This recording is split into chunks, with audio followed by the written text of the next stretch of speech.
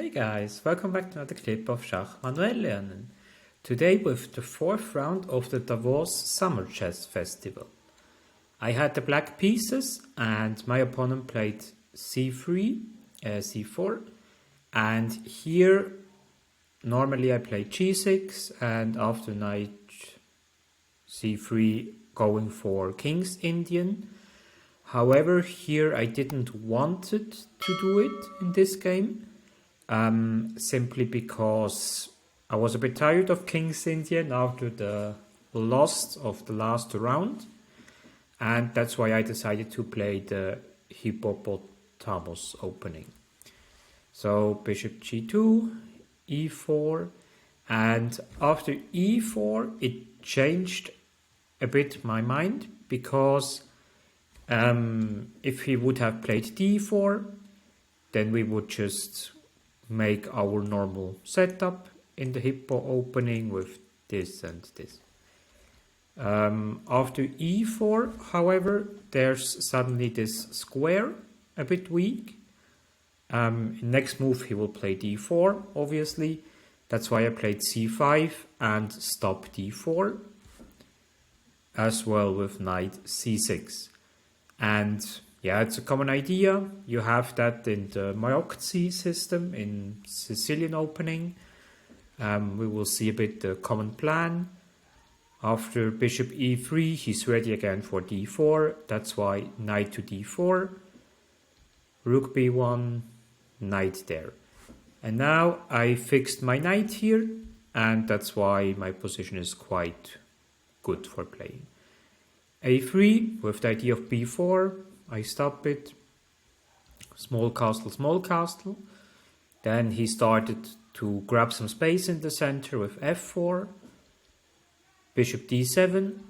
Here a4 would be possible, because after capture there, we have a Zwischenzug with check on e2, capture, and then we just win a piece. If he would have played something like that, then we just have a strong pawn on a4, which gives us a small advantage.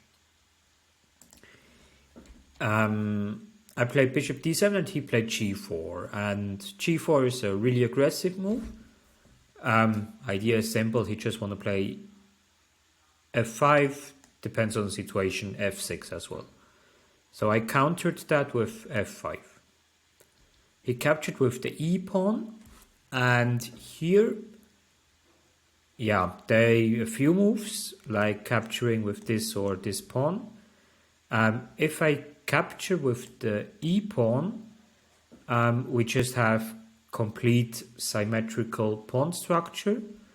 Suddenly, this square got weak and it's quite off balance. So that's why I decided to, play a bit asymmetrical and captured with the g-pawn.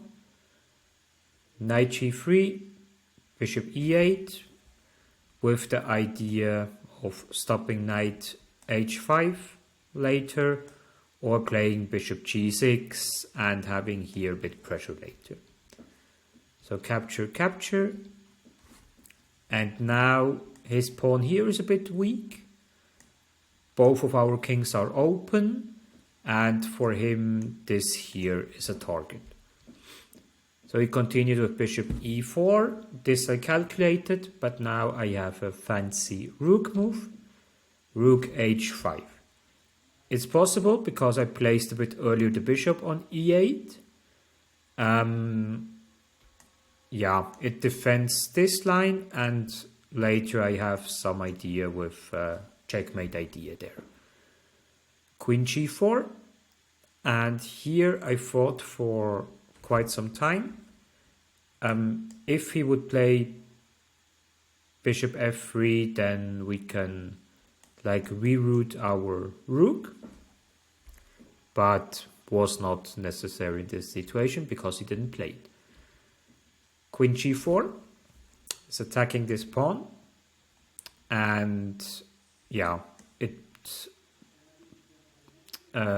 prepares f5. That was the idea from white. Here I fought for just like 20 minutes or something, and I came up with the idea of d5.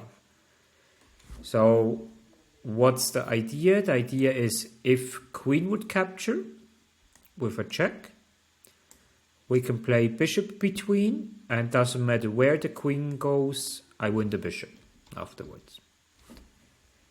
If he would move away the bishop, we have this common idea of pawn to d4, attacking both pieces and just winning material. That's why he played correctly and captured. And now here he had the move f5. What's the idea about the f5 move? First of all, it blocks the defense of the rook. Second, his threat is f6. And yeah, if I move away the king, then the pawn is too less defended. That's why I captured the bishop, f6. And here I missed a move, like I played bishop g6. We will see it later how we continued. Queen c7 would have been better because of this checkmate idea and defending the bishop. And if white would play bishop f4, we can offer a queen trade. And yeah, if he accepts, we will just win pawns. Let's show it quickly. Capture. Here, at the moment, he has 4 pawns. I have 5 pawns. This pawn will fall. And then, yeah, we're just clearly up in material.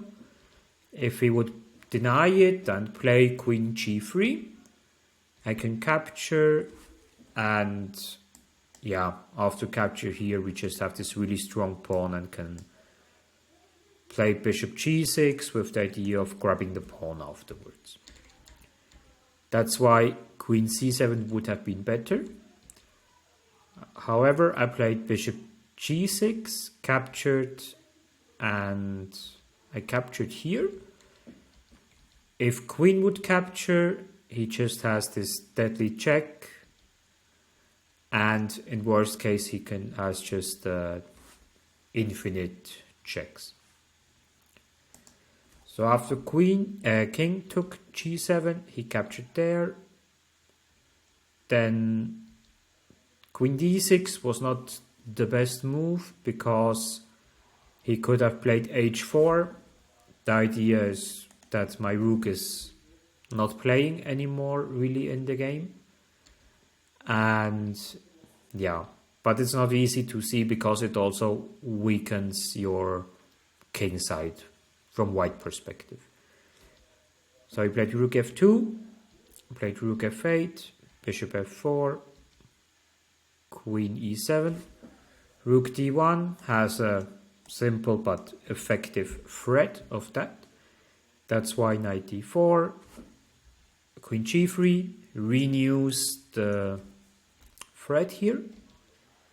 Queen e6, rook there, rook e8, bishop e3, rook h3, and here I wanted to gain a bit of time because we were by move 31 and just to check what he will do. Here I played rook e7 and here he can, knight d5 would have been a better move.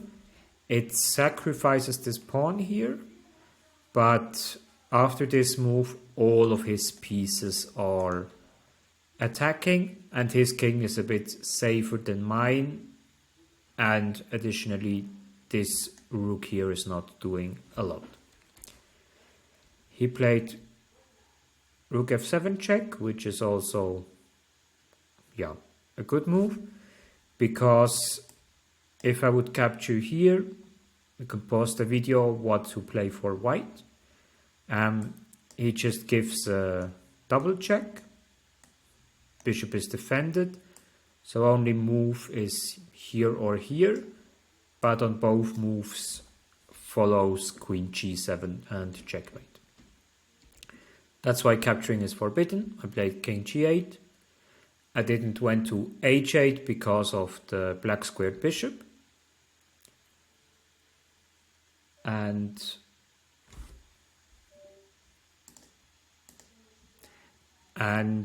yeah, that's why I went to g8. He captured on b7, rook h3, queen g2, rook f8. He traded rook e7, queen c8, and now, yeah, we both were a bit for some time under time pressure, but here he made the crucial mistake and played queen f2 check. This move loses immediately, and that's why afterwards my opponent didn't want to analyze the game, which was understandable. But yeah, maybe you know the theme, let's call an ambulance, but not for me. It's here check. If I go here, he can just play queen f6 and it's game over. But I have by my side a counter check which I can deliver, and this wins the game. Because if queen goes to h1, we can just capture there, and this is winning due to the material advantage. On g2 follows the same thing, and if he would go on f1, we have this check here.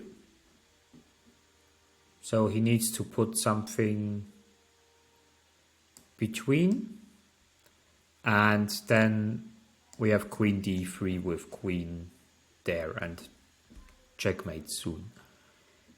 So that was a really harsh ending, because if he would have played knight d5, it's winning again, as I told you many times. Activate all of your pieces, they all important. And here I will show you a beautiful sequence. Knight f3, king f2. There's now a slightly difference to the variation before, because here's a forced checkmate. Bishop h6 check, king has to go to g8. Knight f6 check, king has to go to h8, and then bishop g7 with a checkmate. So he sacrifices the queen for a wonderful checkmate. In time pressure, of course, you don't see it, but it was would have been a beautiful ending for it. But yeah, in this position he resigned, and I secured my third win after 4 rounds. So that means fight until the end, never give up yourself, and yeah, with this advice and this very interesting game, I wish you a wonderful weekend, stay healthy, and see you soon.